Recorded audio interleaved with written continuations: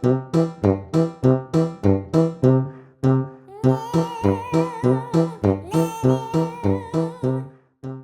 迎各位小朋友、大朋友收聽阿貓阿狗說故事。今日要講嘅故事係小狗肥妹的微笑。喺餵食村裏面住咗好多可愛嘅小動物，其中有一隻白色嘅比熊狗狗叫做肥妹。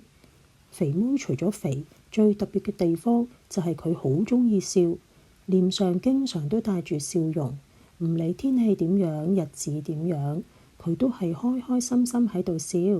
早晨啊，今日個天好藍好靚啊，嘻嘻。不過最近餵食村嘅氣氛有啲改變，貓貓小雞畫嘅畫冇進步，佢嘅畫作越嚟越少俾老師揀中貼喺壁布板上，因此悶悶不樂。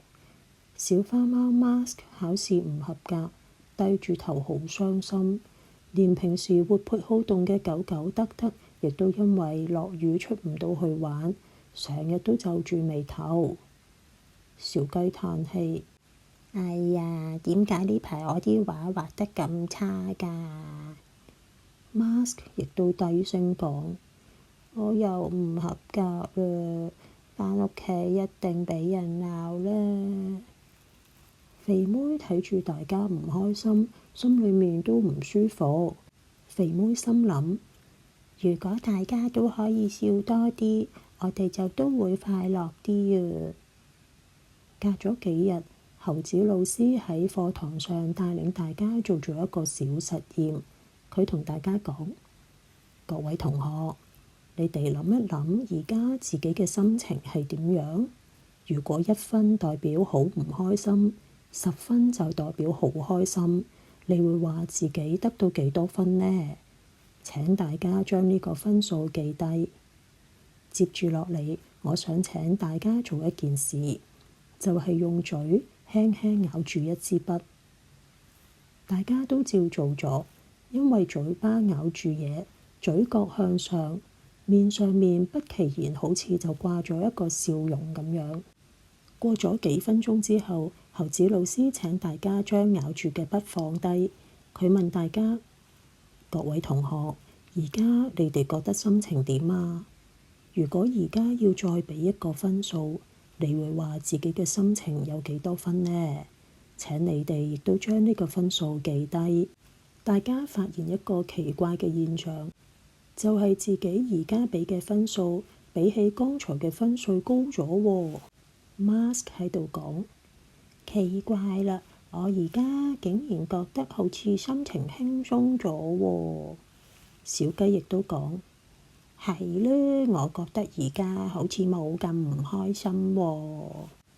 猴子老師就話俾大家聽：根據心理學嘅研究，當我哋做出笑容嘅表情，即使一開始唔係特別開心，個大腦都會收到呢個信號，慢慢我哋就會感覺變得好咗。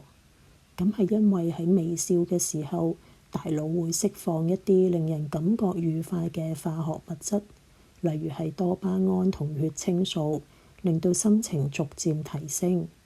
笑唔止係令到心情變好，笑仲有好多驚人嘅好處㗎。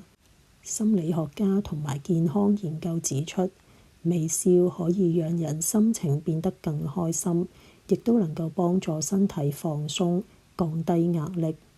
多啲笑仲可以令到心跳同埋血壓降低，令到整個身體感覺更加舒服。而且笑容係會傳染㗎，當你對其他人展露笑容，其他人亦都會被感染，更容易報以微笑，令到整體嘅氣氛都變好。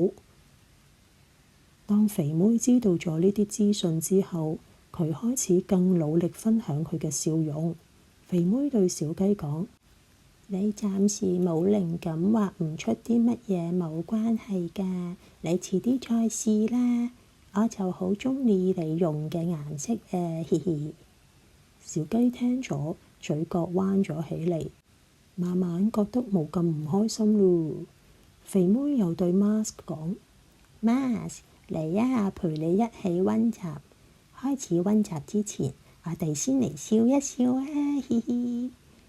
Mask 抬起頭，見到肥妹開心嘅笑容，不知不覺自己都笑咗。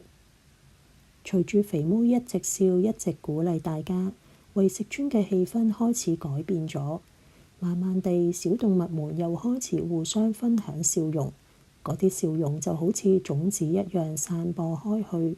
每一個笑容都讓人心情變好一啲，關係更親近一啲，亦都令大家開始享受生活中嘅小幸福。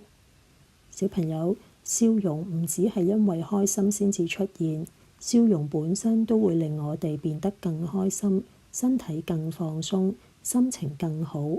有時候即使唔開心，都可以嘗試微笑一下㗎。你會發現心情真係會有機會慢慢變好。我哋唔一定因為開心先至笑，有時反而係笑令我哋變得開心。而且你嘅笑容係有傳染力㗎，佢會感染其他人，帶動其他人，甚至令到成個世界變得更快樂、更溫暖。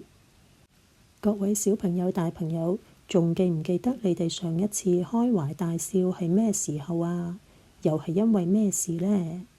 鼓勵你哋嘗試今日一整天刻意保持笑容，睇下心情係咪真係會特別好。